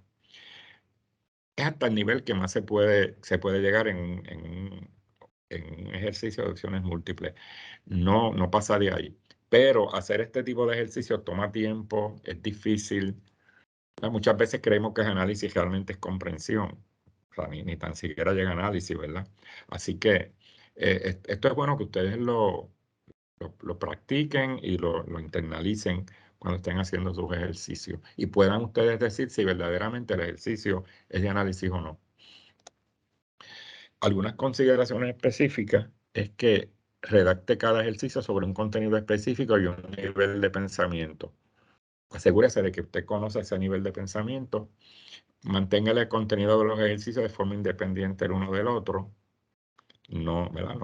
No los ate a otro ejercicio, a menos que sea, y esto se puede hacer, que usted, por ejemplo, tiene una figura y de la figura tiene varias preguntas. Eso se puede hacer. Que usted tiene una gráfica y de la gráfica tiene varias preguntas. Eso se puede hacer. Lo que usted no puede hacer es que una respuesta de un ítem te ayude a contestar otro o lo necesites para contestar otro. Y algo que les digo también que pasó en la pandemia con un ejercicio donde el profesor daba un diagrama y del diagrama hacía varias preguntas, es que él se le olvidó y puso el examen, colocó el examen para que saliera en orden aleatorio. ¿Qué pasa? Que puede haber salido una pregunta ¿verdad? Del diagrama al inicio y sin el diagrama. Y los estudiantes empezaron a protestar porque no tenían contexto. Eso puede pasar. Tengan mucho cuidado cuando hagan esto. Si lo hacen en Moodle y aleatorizan ¿verdad? Las preguntas, que puede salir una pregunta antes de que salga el diagrama. Y no necesariamente las preguntas van a salir con el diagrama. Así que esto es bien. Pareo en cuenta cuando usted estructura un examen en Moodle. Porque pasó, ¿verdad? Y se discutió aquí, lo discutimos aquí en algunos de los talleres. El formato, utilice el mejor que se adapte, ¿verdad? Usted algunas veces haga preguntas, otras veces aseveraciones incompletas. Incluso a veces en la premisa se pueden poner blanco, ¿verdad? Y el blanco lo contesta las opciones. Acomode los ejercicios en forma vertical, usualmente hacia abajo. Los ejercicios van a aparecer en la misma página con las opciones. Y eso en Moodle usted lo puede manejar. Indique el valor de cada ejercicio, o sea que el estudiante sepa el valor del examen, lo que vale cada parte, etcétera. Eso es importante. Asegúrese que las instrucciones del enunciado o premisa estén claras. Incluya la idea central en esa premisa. No incluya más información de la necesaria y redacte con sencillez y corrección.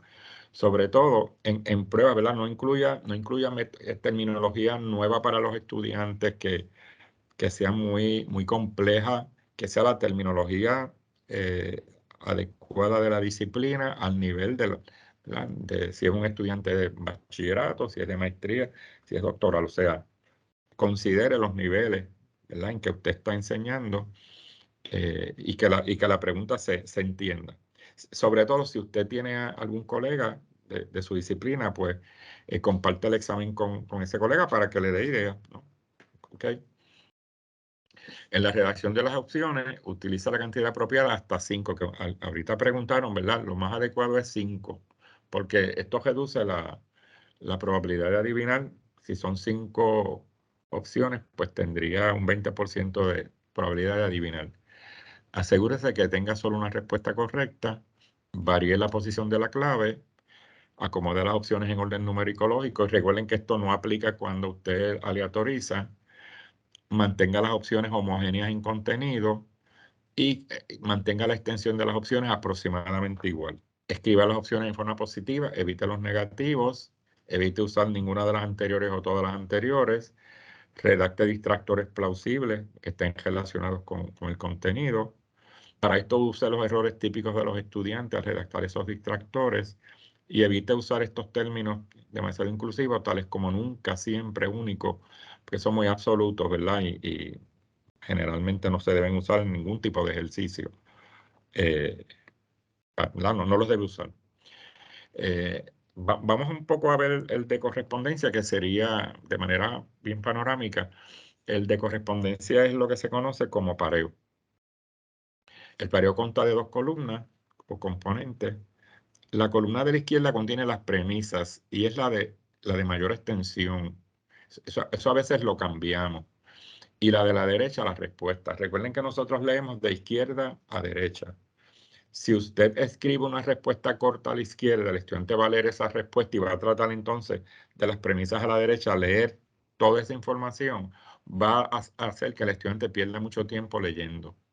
No que si el estudiante lee la premisa extensa al principio y después en la columna de la derecha están las respuestas, pues va a perder menos tiempo leyendo porque va a leer una palabra más corta. Este tipo de ejercicio de pareo es muy útil para explorar conocimientos sobre datos, asociaciones, relaciones entre datos, ¿verdad? Por ejemplo, palabras y definiciones, símbolos y nombres, fechas y eventos, personas y obras, etc. ¿Ok? Capitales ¿verdad? Y el país, o presidentes y los países, o lo que fuera, ¿no? Asociar, totalmente asociar. Y tiene que ser homogéneo. Esa asociación debe ser homogénea. Un pareo no debe estar constituido de material diverso. Si no es homogéneo, no va ahí. ¿Okay? No va ahí. Porque es un ítem de asociaciones y relaciones. Así que debe estar montado en una base homogénea. ¿Ok? Igual que los de opciones múltiples, puede ser corrido de manera rápida y objetiva. Es bien fácil hacerlo muchas veces, es más fácil que los de opciones múltiples, ¿verdad? Pero solamente miden memoria, esencialmente memoria, ¿verdad? Vamos. Desventaja es que cuando hay insuficiente material se suele añadir información no relacionada. Y entonces usted empieza a mezclar temas diversos en ese ejercicio y entonces pues eso no es adecuado, ¿verdad? Si existe la misma cantidad de premisas y respuestas, recuerden que la premisa va en la columna de la izquierda, pues lo hace demasiado fácil, ¿verdad? Así que usualmente lo que hacemos es que aumentamos el número de respuestas. Este tipo de ejercicio lo puede corregir Moodle y además de eso le produce estadísticas, ¿verdad? Sobre la confiabilidad, etcétera. O sea, se las hace. ¿Verdad? Aquí tenemos un esquema de ¿verdad? Lo que les dije, la columna A va la premisa más extensa y digamos que serían las funciones de los órganos y a la columna B los órganos, ¿verdad? Y fíjense que estamos hablando de órganos y funciones, o sea, no estoy mezclando material, ¿verdad? Porque lo que pasa es que el estudiante se tiene que enmarcar dentro de un material homogéneo para poder ver la relación. Si usted empieza a intercalar ahí una diversidad de temas, pues confunde al estudiante. Esa es la idea de este tipo de ejercicio, no confundir. ¿Ok? Bueno, en los ejercicios de respuesta breve consiste en que el estudiante va a proveer una respuesta, pero una respuesta corta. Este tipo de ejercicio, si usted lo da y lo va a trabajar en Moodle, usted tiene que pensar en posibles respuestas de los estudiantes porque lo tiene que incluir en la clave para que se lo dé correcto, ¿verdad? Y es bien incómodo porque si el estudiante escribe, por ejemplo, una contestación con una palabra que comienza en mayúscula, y en el ejercicio usted tiene la contestación en minúscula, se la da incorrecta. O sea que este ejercicio, trabajarlo en Moodle es bien complejo porque usted tiene que explorar toda la gama de posibilidades que hay de respuesta. ¿Ok? Así que si lo va a trabajar en Moodle, tenga cuidado, ¿no? Digamos, usted lo puede, ¿verdad? Proveer una respuesta simplemente escribir un número. Por ejemplo, ¿cuántos lados tiene un rectángulo? ¿Verdad? Ahí el estudiante va a contestar con un número, pero si el estudiante escribe, por ejemplo, 4, y usted no había considerado una palabra, ¿verdad? El estudiante escribe 4 y usted no la consideró como respuesta cuando lo escribe, pues lo puede tener mal. Si por ejemplo, la respuesta fuera rectángulo y usted escribe y el estudiante no escribe el acento, pues lo va a tener mal, ¿verdad? O sea, que cuando se corrige en Moodle es bien complejo y usted tiene que explorar todas las posibles posibilidades. ¿Okay? Y Joel Donato, cuando presenta esto, por ejemplo, dice, ¿quién está ofreciendo este taller? Y usted escribe Luis Joel Donato, ¿verdad? Pero si usted escribe Joel Donato, pues es otra respuesta, ¿verdad? Tiene que escribir todas las combinaciones del nombre de él. O Donato, ¿verdad? A menos de que sea en idioma. ¿Ah? A menos de que la prueba sea de idioma. Sí, o sea que, ¿verdad? Cuando usted trabaja este tipo de ejercicio, debe tener en consideración todas las posibilidades de cómo yo voy a abordar. Preguntan que a menos de que se ponga como parte de las instrucciones al comienzo de esa parte. Dice, Un comentario aquí. vuelve a leer mi comentario. A menos que se ponga como parte de las instrucciones al comienzo de esa parte. Es cierto, sí. Sí, recuerden que eso tiene que ver también con el aspecto de autonomía, ¿ok? En la ética. Ventaja de estos ejercicios que los estudiantes están más familiarizados con este tipo de preguntas, ¿ok? Porque a veces la clase se trabaja de esa manera, ¿verdad? Nosotros hacemos una pregunta, el estudiante contesta de manera breve, ¿ok? Así que muchas veces usted puede emular lo que hace en el salón en un examen, ¿verdad? Pero que ya el estudiante tiene práctica. Preguntas. Buena, doctor. Sí. A veces uno viene al estudiante, tienes que escribe el número y letra, nada. O el número la respuesta tuya debe estar en forma numérica. Entonces, vamos a decir que como yo tenía para en esa pregunta que le hice en blanco, y le había puesto Ujú. que era un número y el estudiante escribió la palabra, pues a veces Ujú. pues uno lo corrigió el sistema, pues uno lo encuentra que está bien, pero es que yo la hice bien. Entonces uno tendría que ir Sí. para, aún a veces cuando uno ha especificado, mira, es esto, a veces Sí, y esa planificación, ¿verdad? Se nos olvida, sí. Puede ser. Pues yo pienso, ¿verdad? Que uno debe hacer las dos maneras, o sea, número y escribir la palabra también. El problema de esto es, y eso lo explicó Luis Joel una vez, que él dijo, bueno, pero si el estudiante escribe 4 y lo escribe en minúscula, y si lo escribe en mayúscula es otra respuesta, ¿ves? O sea, por eso dice, entonces uno tiene que explorar todas las posibilidades de respuesta. Y a veces, y si al estudiante se le olvidó poner la R, ¿verdad? 4. O sea, es difícil. Yo pienso que lo que usted dice, ¿verdad? De consignar que es el número, no se escriba la palabra, pues es importante decirlo, ¿verdad? Y si el estudiante pues no sigue instrucciones, pues un poco será penalizado, ¿verdad? Como ocurre muchas veces. Porque imagínense, uno a veces no tiene esa posibilidad de ocultar todas las posibles respuestas en la manera en que cada cual escribe, ¿ok? Si es una ñ, todo esto, y recuerden que Moodle es, ¿verdad? Es un sistema computadorizado que no piensa. O sea, va a hacer lo que se dijo ahí. Así que si lo van a incluir, pues que sea algo, ¿verdad? Que usted lo ha indicado y le ha dado las instrucciones previas a los estudiantes cuando van a contestar, porque puede ocurrir lo que usted dice. Sí, que después entonces uno tiene que revisar para entonces adjudicar puntos porque el estudiante reclama, ¿verdad? Que lo tuvo bien, pero que la máquina se lo dio mal. Y eso es un proceso tedioso, ¿no? Pero gracias por el comentario. En este tipo de ejercicios, pues básicamente ellos están familiarizados, son fáciles de redactar y responder. Se elimina la posibilidad de adivinar, pero si usted lo va a hacer en una plataforma, considere entonces las maneras ¿verdad? De respuesta, ¿ok? Para que usted atienda muchas posibilidades de respuesta. Algunos de los ¿verdad? Desventajas es que el proceso de corrección demora más. Y usted ha traído ahora un elemento, ¿verdad? Pues que usted tiene que entonces entrar a la plataforma y ver lo que el estudiante contestó, etcétera. Y que la corrección es más subjetiva, sobre todo si la pregunta no está claramente expuesta.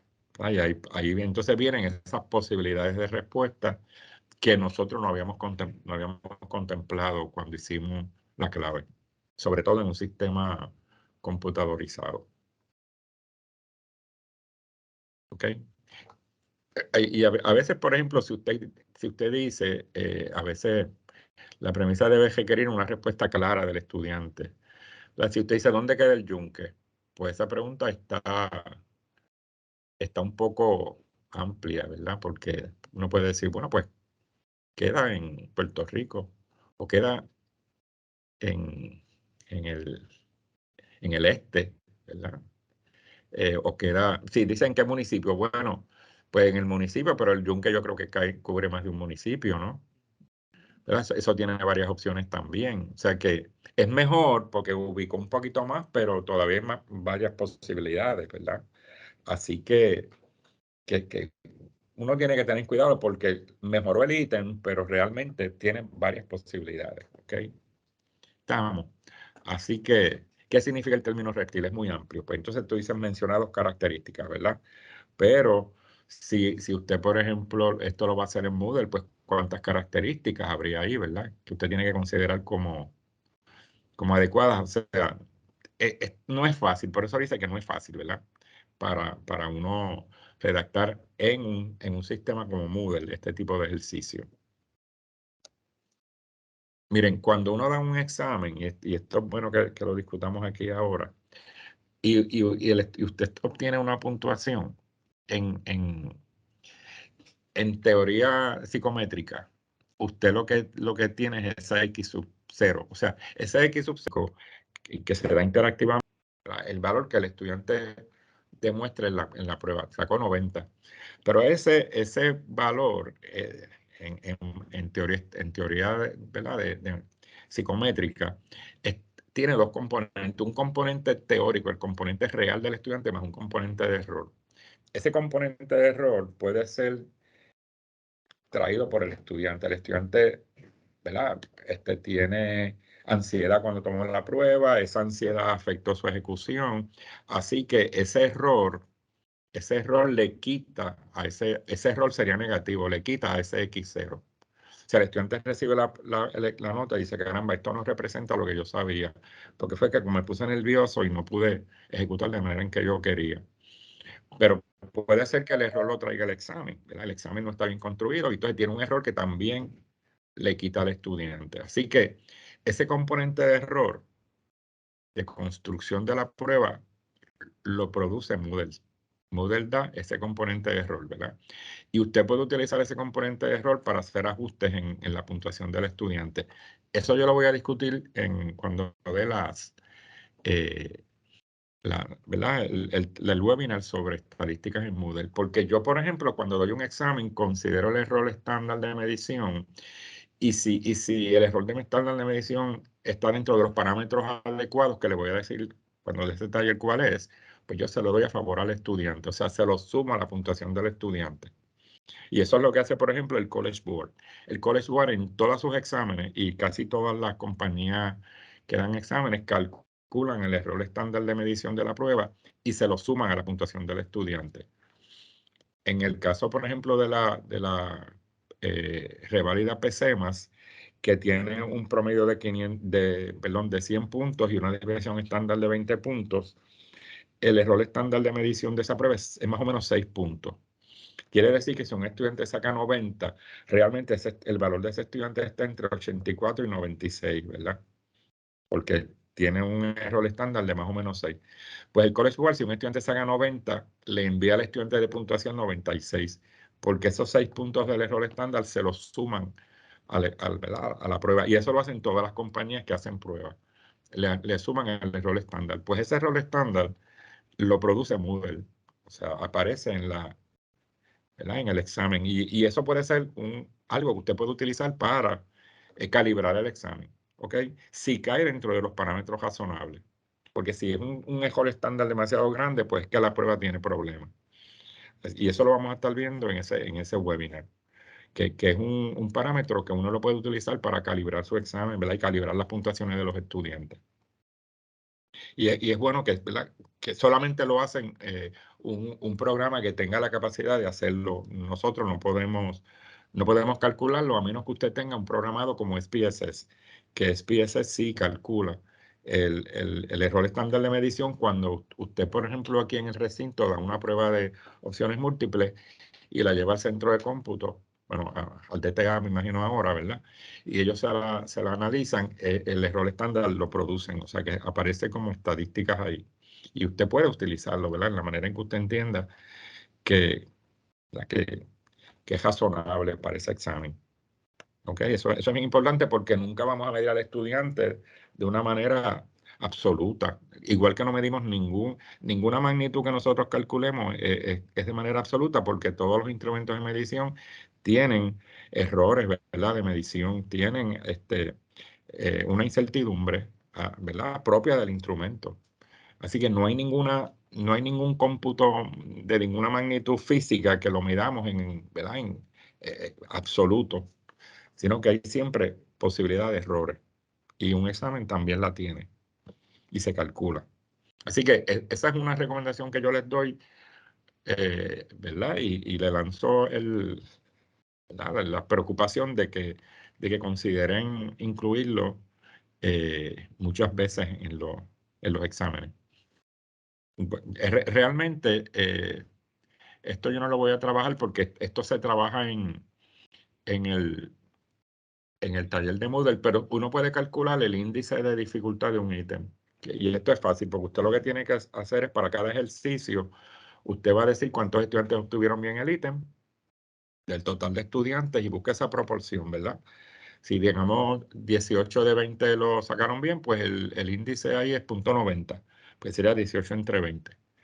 Ese ítem, lo que está diciendo es que el ítem es fácil. Si lo sacaron bien 10 de 20, pues el índice de dificultad es 0.5. Quiere decir que la mitad de los estudiantes lo sacaron bien, ¿verdad? Solamente un 50%. Pues el ítem tiende a ser posiblemente mediana dificultad, ¿verdad? Mediana dificultad tendiendo a lo difícil. Y eso se puede calcular. Pues, el número de personas de cada estudiante.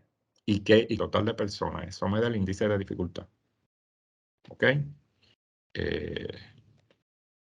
Aquí tenemos quizás una tabla. Si es mayor o igual a 0.90, es muy fácil. Entre 0.81 y 0.61 es fácil.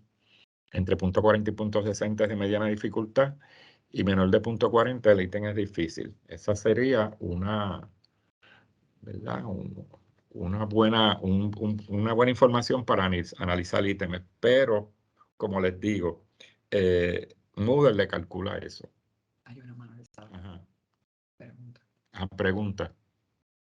Doctor, entonces, no está mal que uno tenga, por ejemplo, algunos exámenes que en un solo ítem de 25 estudiantes sacaron 2 o 3 ítems en específico, nada más que 2 o 3 estudiantes.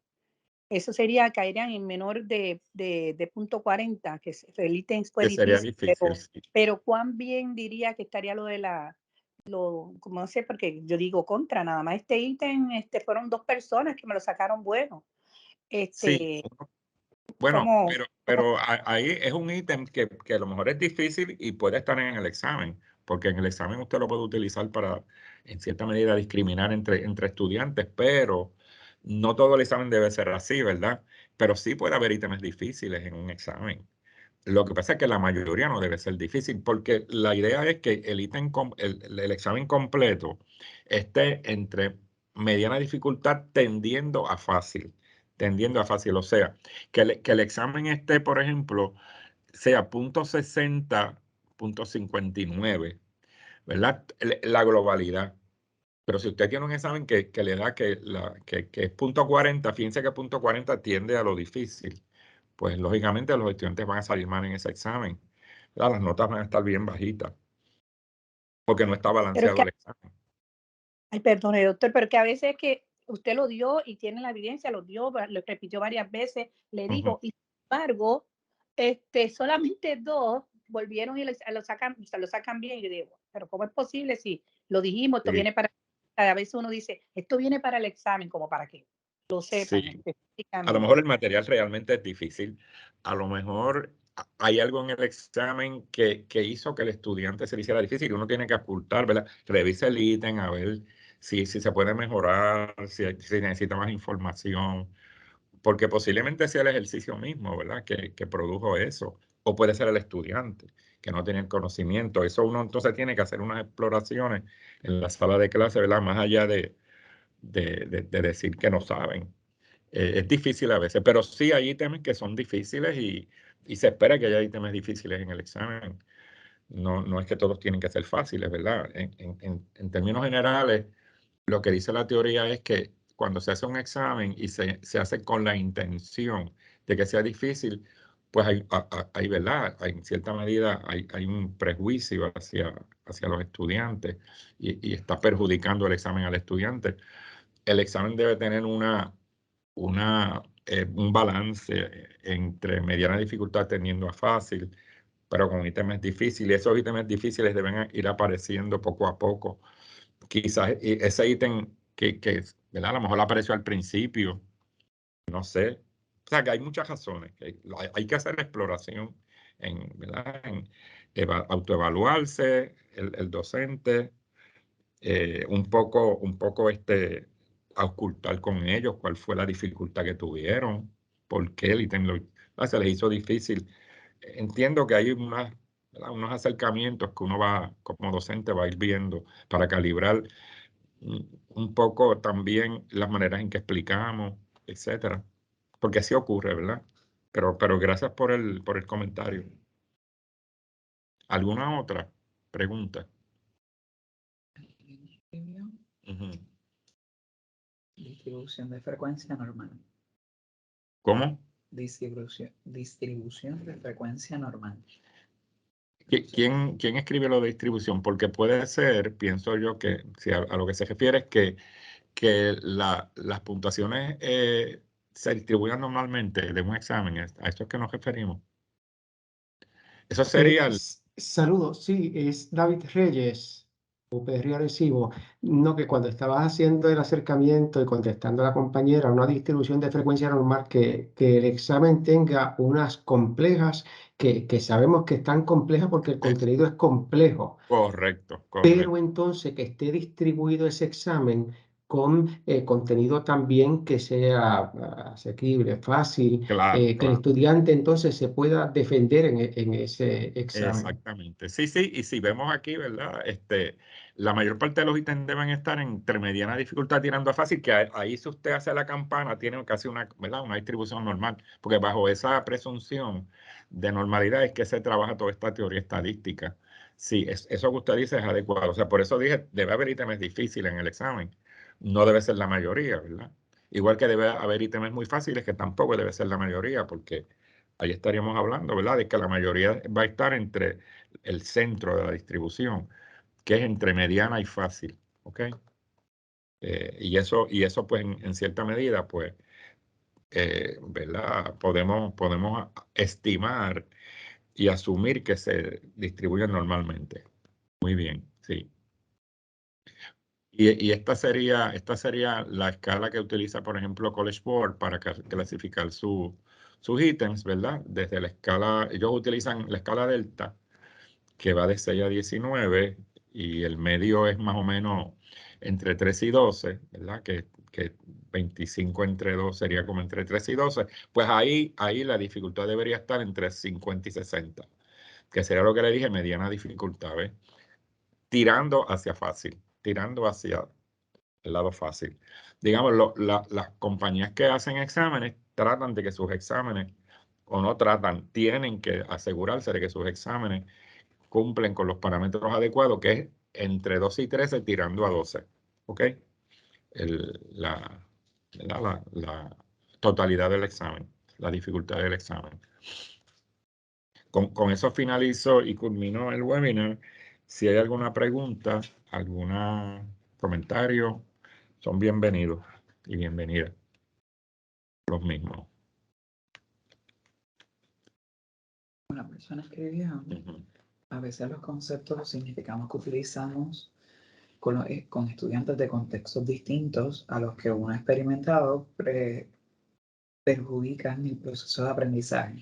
Eso es cierto. Que le ocurrió a la persona que escribió con estudiantes de República Dominicana. Sí, eso es cierto. A veces los contextos, ¿verdad? Algunos conceptos no los entienden. Aquellos que hemos ido fuera de Puerto Rico a estudiar sabemos que eso ocurre, ¿verdad? La interferencia lingüística a veces, aún dentro de personas ¿verdad? Que hablan español, pues esa interferencia lingüística pues perjudica, puede ser perjudicial. Utilizamos a veces un lenguaje demasiado regionalista, demasiado, ¿verdad? Centrado en la manera en que nosotros lo decimos. Sí, eso es cierto. Y entonces quiere decir que ese examen, yo creo que eso es un comentario muy acertado, ¿verdad? Tratar de, eso presenta sesgos, eso se conoce como sesgo, ¿verdad? Lingüístico, y eso hay que minimizarlo ¿verdad? Al máximo. Muy bien, muy buena recomendación. Gracias por ese comentario. Otra persona escribió que le gustó mucho la presentación, ya que como estudiante ha visto este tipo de situaciones. Muy bien, pues está tanto el webinar, entiendo yo no sé si ustedes le envían, estoy aquí conversando con el personal del CEA, si ustedes le envían a los presentados, enviamos el material. O sea, que ellos le envían el material, así que, ¿verdad? Utilícenlo en la medida que ustedes estimen que les pueda ayudar. Y yo aquí a la orden en Pérez Río Piedra. Así que muchísimas gracias y gracias por hacernos una comunidad para la excelencia. Hasta la próxima.